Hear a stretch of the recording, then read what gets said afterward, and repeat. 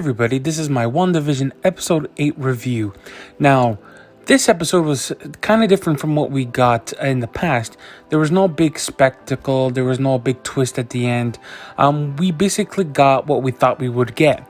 So basically in this episode, in the beginning of the episode, we get a history of Agatha Harkness and her powers and how she overcame the group of witches that were trying to, I guess, kill her, but she ended up overpowering them and ending up killing all of them, and then she kind of just disappears. By the way, this was in Massachusetts in 1693, I believe, so we got a little bit of her history there.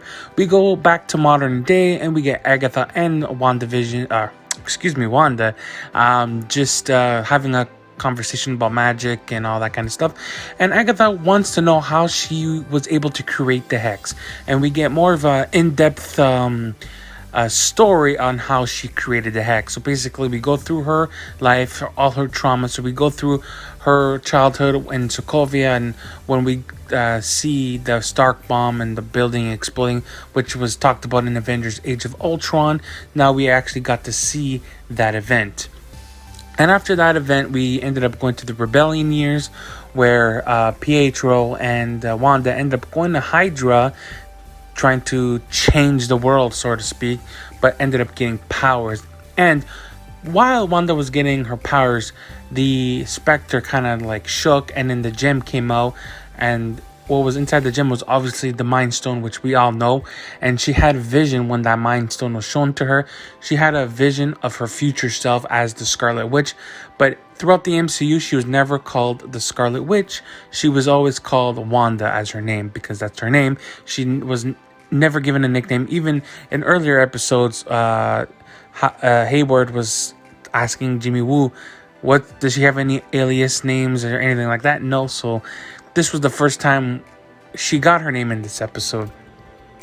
Later on, we get a sort of similar style talk we got in Captain America Civil War, where Vision and Wanda were talking. And then from there, we get to go to the modern day. After the blimp, she does go to Sword headquarters, but she's very civilized. She doesn't go in a rampage and steals anything. She goes in, she wants to see Vision's body. She ends up seeing Vision's body and accepting that she cannot take his body. He cannot have a proper burial like Tony Stark did. She ends up leaving, and she has a note that clearly has a floor or a blueprint, so to speak, to a house that Vision was going to build for them and grow old in. And when she just saw that blueprint, and her grief just exploded, and she created the hex. And what she created the hex with was called chaos magic. Her chaos magic caused so much things, it ended up turning Westview into a hex, into a sitcom sort of feel, because in this episode we get the reason why the hex and why everyone in there is living in a sitcom is because she used to love sitcoms. So at the end of this episode, basically Agatha Harkness has both Wanda's children in captured, and she gave the name Scarlet Witch to Wanda while her kids are being choked by Agatha Harkness.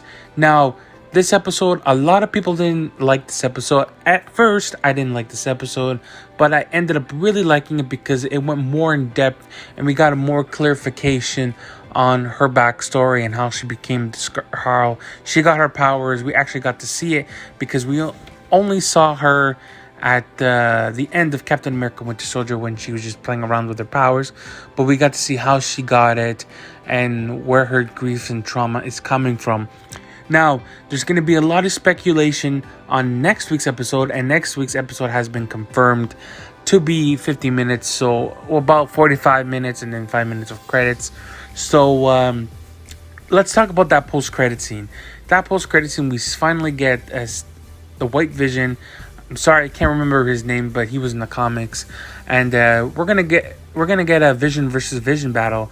So it might be a total battle royale. We might get Vision, Wanda versus Agatha Harkness, and then Vision versus Vision. That would be pretty cool to see. Now, there's a lot of theories out there that's saying Hayward is actually Ultron. This theory came up because there was an Avengers cartoon where Hayward ended up being Ultron in disguise, but I don't think that's going to happen. I'm pretty sure as they activated the new Vision, Ultron will be inside that coding. So it'll be interesting to see. Next episode is going to be the finale.